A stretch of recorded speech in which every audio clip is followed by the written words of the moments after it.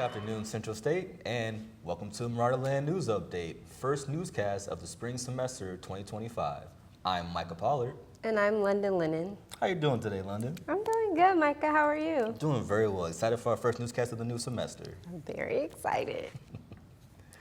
This week, Central State hosted Career Readiness Week at the University Student Center led by the Office of Career Services.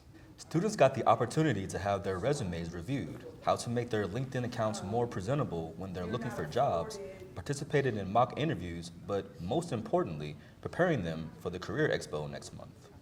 We want students to be focused on developing their professional skills and really elevating so that they could begin applying for internships. It goes so fast. I'm sure you know that January flew by, and before you know it, we'll be looking at May, and students need to have their internships secured.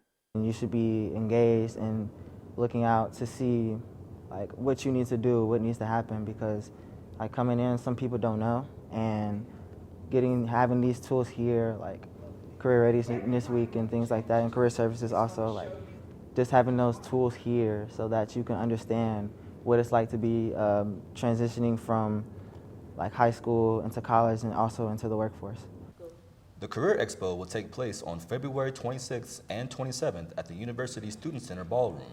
For more information, please contact Office of Career Services Director Lisa Dunn at 937-376-6218 or email her at ldunn@centralstate.edu or visit the Office of Career Services in room 217 inside the University Student Center.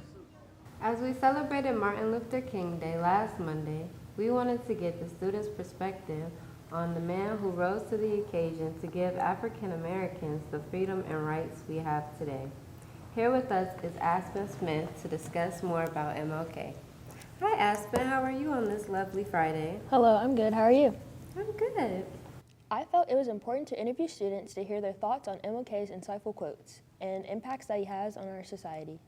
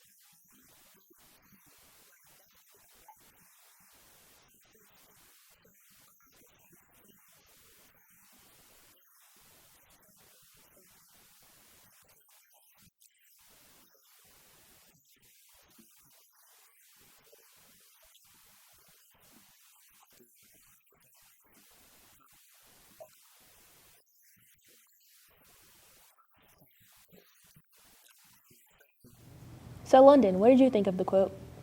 I think the quote means it's easier for a man to sit and wallow and do nothing than it is for a man to stand up for what he believes in. I like that. I feel like for me, it's more about what you're doing when no one's watching than what you're doing while everyone's watching. Smart. Thank you. With it being the winter season and freezing temperatures, many Americans are getting the flu and cold each year. One well-known cleaning and disinfecting company recommends several tips on how to avoid catching the cold and the flu. According to Lysol.com, they recommend that you wash your hands regularly, disinfect your home and surfaces and furniture with disinfectant spray or wipes, steer clear of anyone who is coughing or sneezing, get plenty of rest, and eat plenty of fruit and vegetables as it gives you a boost to your immune system. You can find more tips on avoiding the flu and cold by visiting www.lysol.com. For the first time ever, on the Marauder Land News Update is our International Corner, where we give students, faculty, and staff a chance to tell us the news happening around the world. Here's our very own Marco Polard. I'm very excited about going over this segment because it really gives us the opportunity to talk about the Black experiences happening all around the world. Yes, that's very important. Very especially important. since you don't hear about it a lot. Absolutely, and that's why we're here to bring you those news.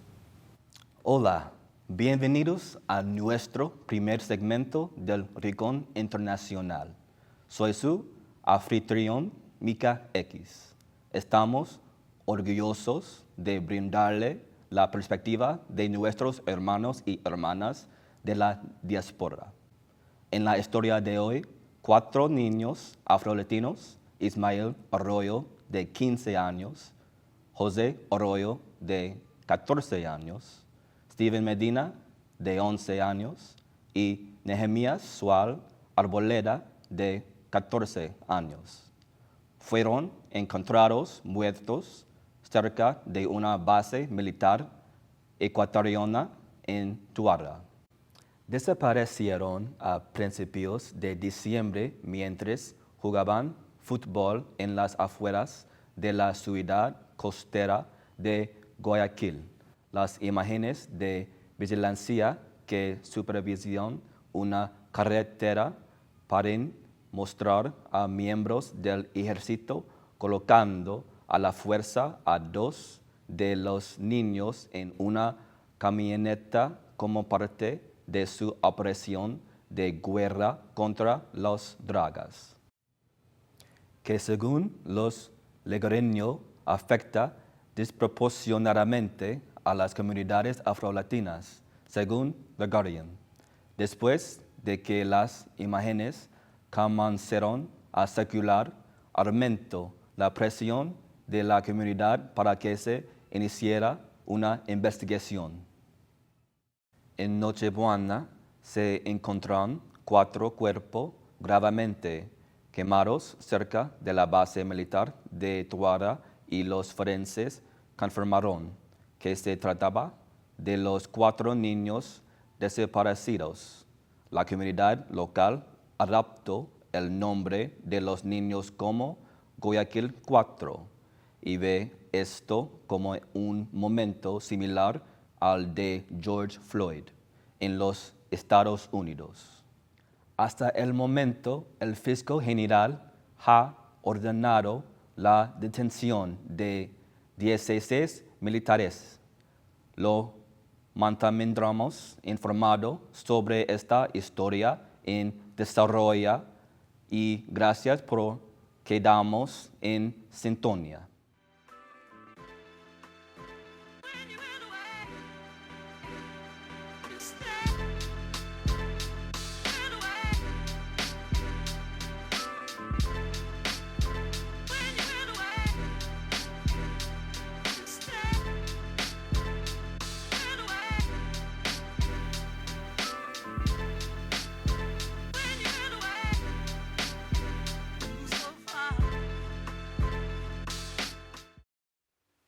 Good afternoon, Central State. I'm Aaliyah Ferguson, and welcome to your Marauder Sports Report, the only sportcast guaranteed to bring you stats and smiles. Central State's men's and women's basketball teams faced off against Lemoyne-Owen College on January 25th, 2025. And let's just say we took care of business. Let me hit you with the stats. The Central State Lady Marauders locked down a 68-53 win over Lemoyne-Owen in SEAC action at Beacom Lewis Gymnasium. After a sluggish start, trailing 15-8 after the first quarter, the Marauders flipped the switch and outscored Lemoyne-Owen 22-5 in the second, taking full control. That's what we call a wake-up. Zaya Rolak led the way with 12 points on 5 for 8 shooting, adding 6 rebounds. Deshanti Miller and Layla Christman each dropped 10 points, with Kreisman grabbing a team-high 8 boards. Meanwhile, Michaela Williams came off the bench with 11 points, proving that depth wins games. Central State dominated the glass, out-rebounding Lemoyne Owen 48-45 and capitalizing on turnovers for 21 points. At the free throw line, absolute money. 20 of 23 for 87%. Meanwhile, Lemoyne Owen's Kennedy Fuller put up 14 points, but her team struggled, shooting just 29.3% from the field and a painful 19% from deep. With this win, Central State moves to 8-9 overall and 7-5 in SEAC play. Up next, another chance to rack up some W's. And now for the men's game. The Marauders said lead, never heard of it, and dominated from start to finish, defeating Lemoyne Owen 86-69. Ramar Pryor led the charge with 18 points, while Javante Randall went full perfection mode, scoring 15 points on a flawless 7-for-7 shooting.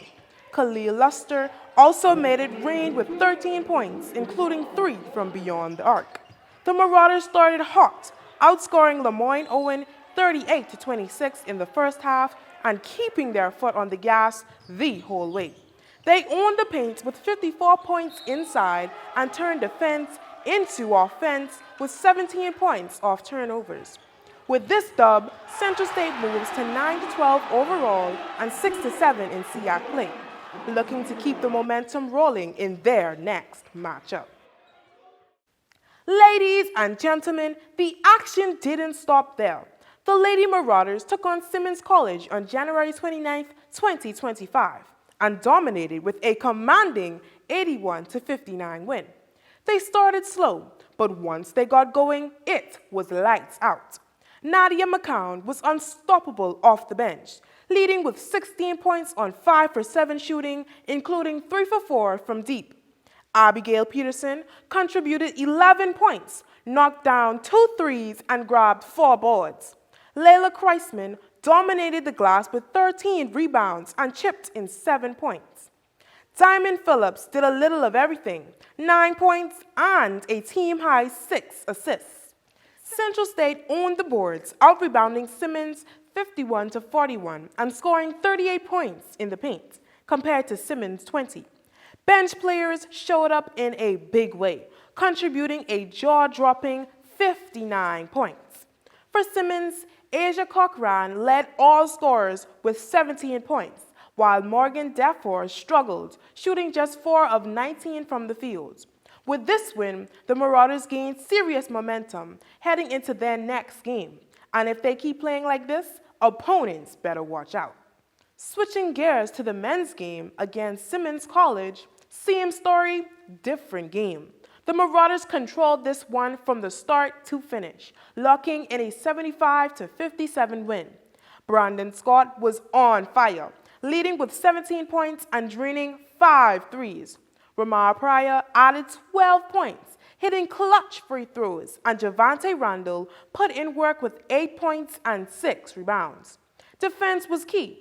The Marauders held Simmons to just 30.6% shooting for that game.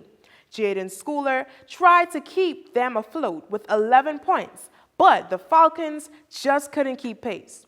Meanwhile, Central State's depth proved to be the difference, with 28 points coming from the bench.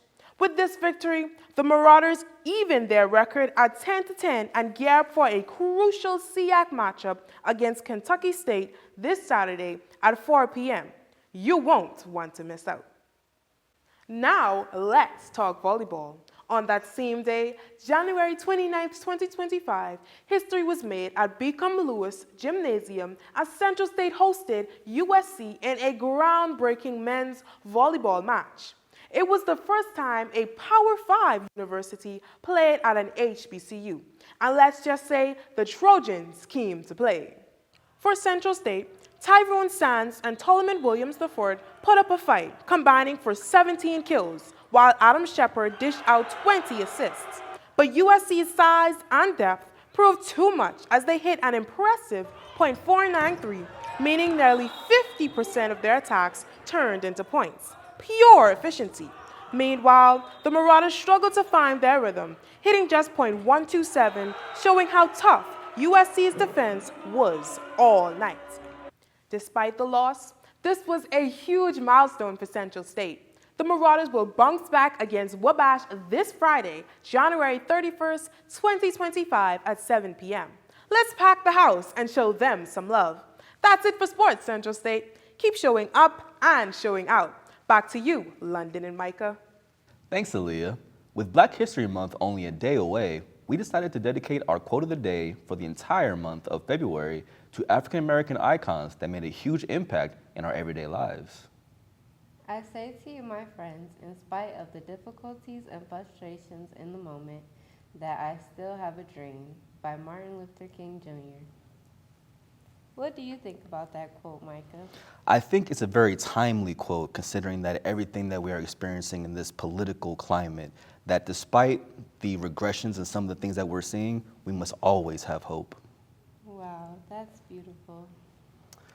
That's all we have for our Marauder Land news update. Don't forget to follow us on our Instagram, Facebook, and YouTube pages for all things on and off campus. And remember, We're here for you, CSU.